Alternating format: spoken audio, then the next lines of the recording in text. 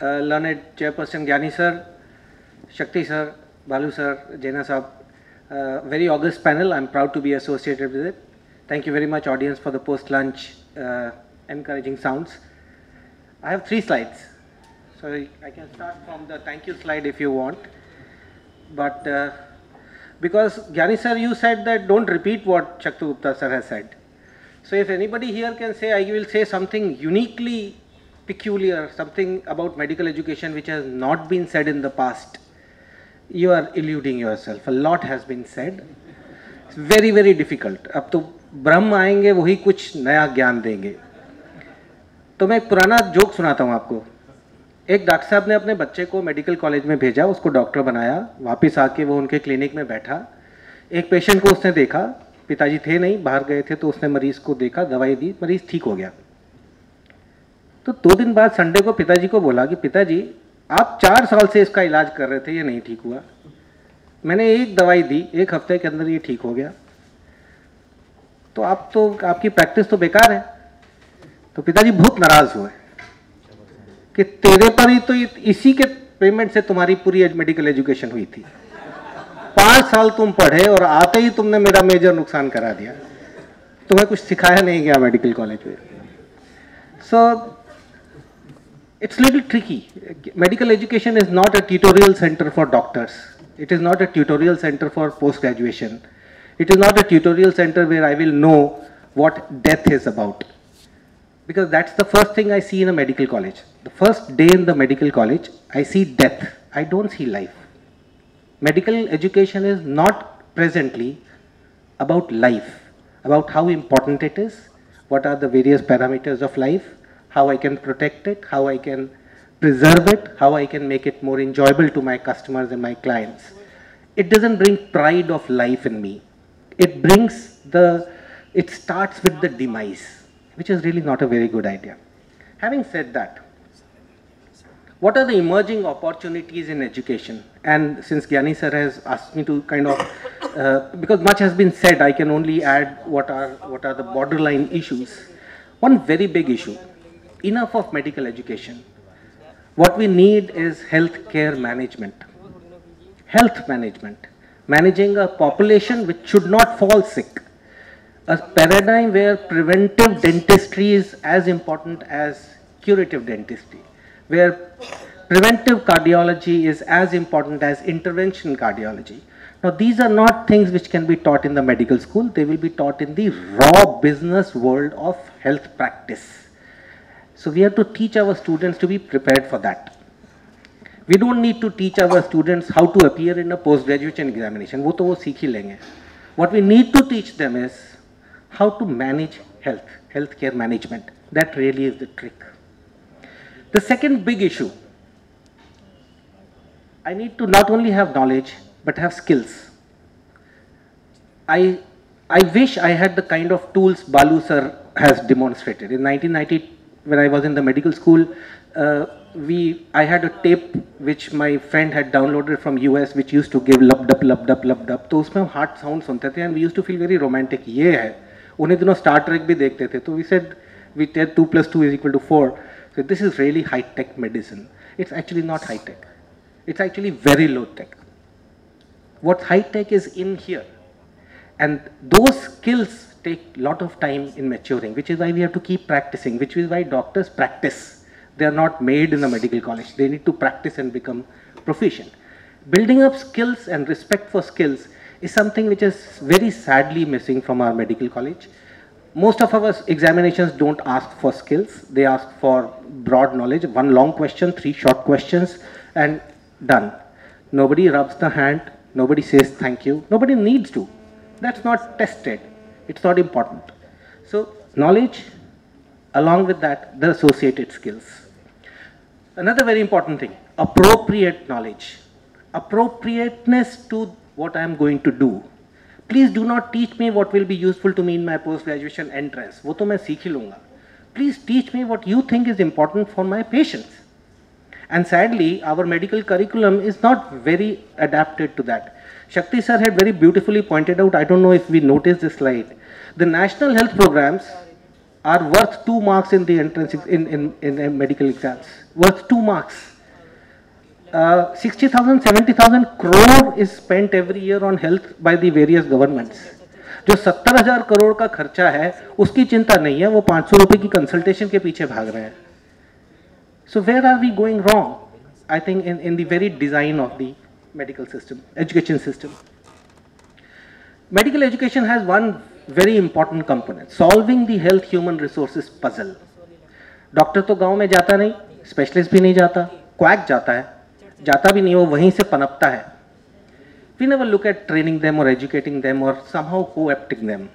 So if we design our medical education protocols a priori afresh, starting from ground zero up, we may be able to solve the HRH problem by co-opting newer cadres, by bringing in new people who are located within the community and can provide very, very important services.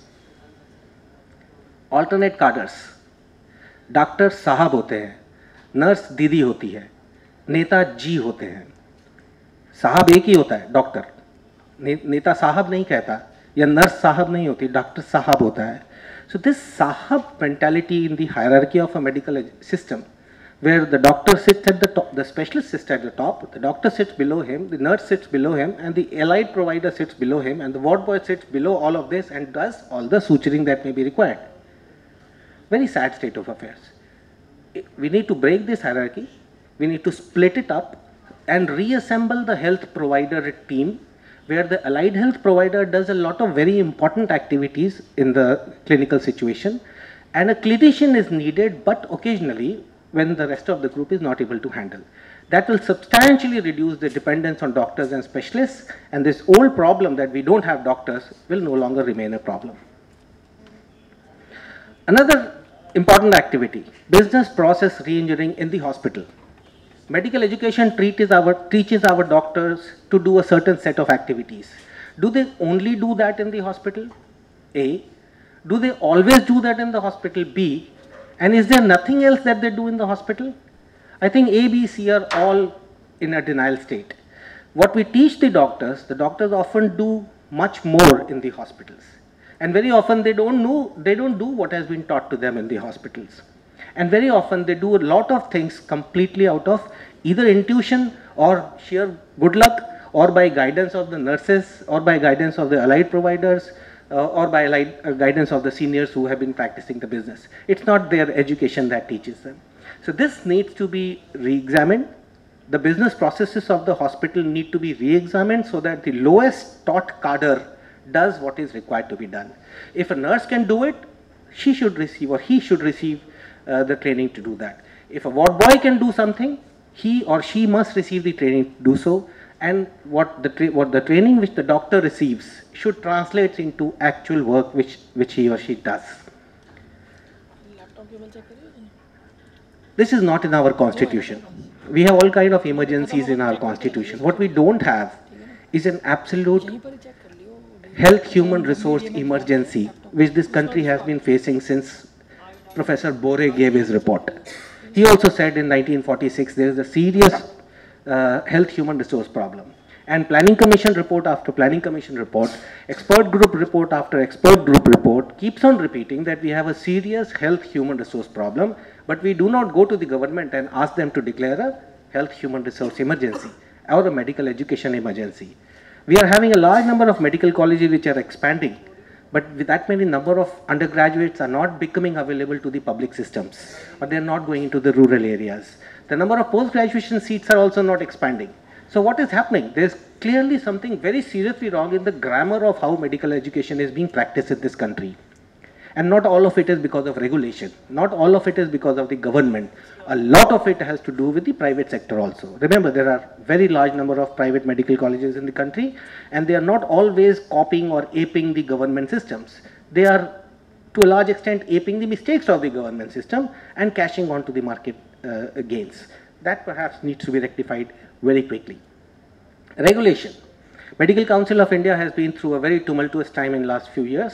It's about time that it got its act together and brought out a completely new definition of how medical education and medical practice in this country is governed and regulated. second last and not the least, it's all about money. We've got to be able to pay our doctors and our nurses and our allied providers appropriately to justify their education. We need not over-educate them if we don't plan to pay them well. And we should not pay people well who have not received appropriate amount of education.